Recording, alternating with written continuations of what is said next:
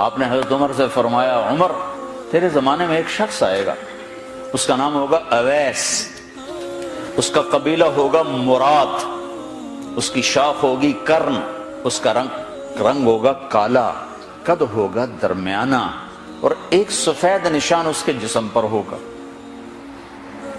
جب وہ آئے تو تم اس سے دعا کرانا، علی تو بھی کرانا، عمر تو بھی کرانا، اور میں قسم کھا کے کہتا ہوں کہ اویس جیسوں سے دنیا بھر جائے تو عمر و علی کے ایک بدن کے بال کے برابر نہیں، لیکن اس کے ذریعے سے ایک پیغام آگے پہنچانا تھا۔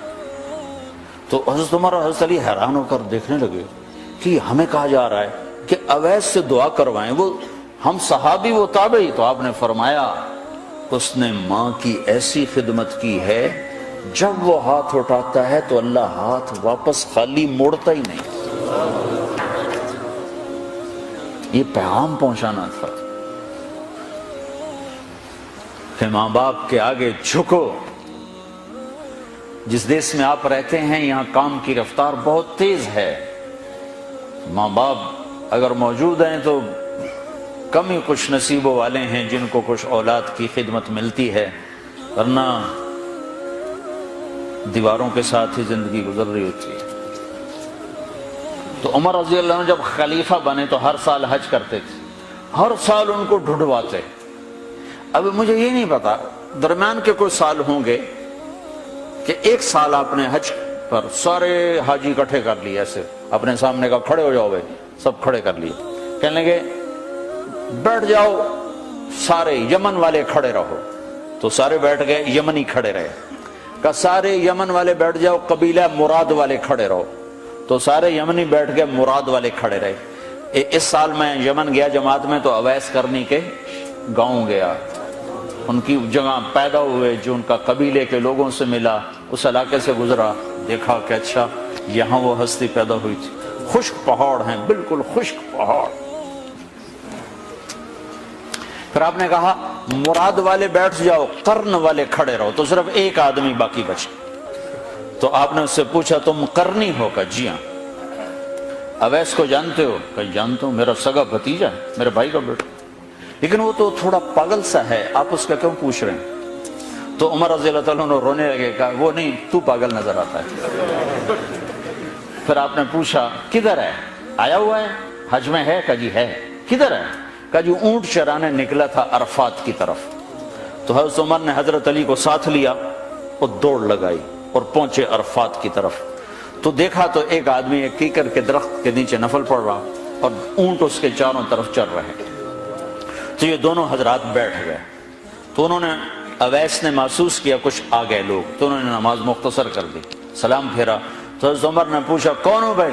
کہا جی مزدور ہوں۔ کہا تیرا نام کیا ہے؟ کہا جی اللہ کا بندہ۔ کہا بھائی ہم سارے کے بندے ہیں، میں پوچھ رہا ہوں جو نام تیری ماں نے تیرا رکھا وہ کیا ہے؟ تو وہ تو پہچانتا نہیں تھا کہ عمر کون ہے، علی کون ہے، وہ تو پہلی دفعہ حج پہ آیا تھا۔ وہ کہنے لگا تم کون ہو میرا انٹرویو کرنے والے؟ انٹرویو تو میں اپنی طرف سے کہہ رہا ہوں۔ میں کہا تم کون ہو میرا پوچھنے والے؟ تو حضرت علی بولے یہ امیر المومنین ہیں عمر بن خطاب اور میں ہوں علی بن ابی طالب۔ پھر وہ ایسے ایک دم گھبرائے، دونوں کو سلام کیا، میں معذرت چاہتا ہوں میں نے پہچانا نہیں۔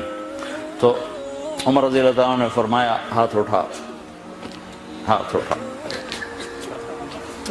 برمنگم والوں کو پیغام پہنچے کہ ماں کی خدمت کیسے کی جاتی، کہ عمر جیسا ہاتھ اٹھوا رہا ہے، علی جیسا، علی جیسا۔ تو وہ کہنے لگے میں آپ کے لیے کیسے ہاتھ اٹھاؤں، میری اوقات ہے کہ میں آپ کے لیے دعا کروں؟ کہاں، ہمیں ہمارے نبی کا حکم تھا کہ اویس آئے تو اس سے دعا کروانی ہے، کہ جب وہ ہاتھ اٹھاتا ہے تو وہ ہاتھ خالی نہیں آتے۔ کس وجہ سے؟ تہجد، جہاد، تبلیغ، ذکر، تلاوت، تسبیح، حج، عمرے، نمازیں، روزے، ذکر، تلاوت۔ کس وجہ سے؟ نہیں، ان میں سے ایک وجہ بھی نہیں، ماں کی خدمت کی وجہ سے۔ پھر ایک اور جگہ آپ نے فرمایا کہ لوگ جب جنت میں چلیں گے تو اویس بھی چلے گا، جب جنت کے دروازے پر پہنچے گے تو اللہ تعالیٰ فرمائیں گے اویس کو روک لو باقی کو جانے دو۔ تو اویس گھبرا جائیں گے، کہیں گے یا اللہ مجھے کیوں روک لیا ہے؟ تو اللہ تعالیٰ فرمائیں گے ٹھہر جاؤ، جانے دو ان کو۔ ہاں بھائی، اب یہ سامنے جہنم کے لوگ کھڑے ہوئے ہیں، تو شفاعت کر، تیری تو فعل لاکھوں انسانوں کو جنت میں ڈالو۔ تجھے اس لیے روکا ہے کہ تو شفاعت کر، جدھر تیری انگلی اٹھتی جائے گی ان کے لیے جنت لکھتی چلی جائے گی، ان کے لیے جنت لکھتا چلا جاؤں گا، جدھر جدھر تو انگلی اٹھائے۔ صرف پونڈ ہی سب کچھ نہیں، مائیں بھی بہت کچھ ہے۔ صرف پونڈ ہی سب کچھ نہیں ہے، باپ بہت کچھ ہے۔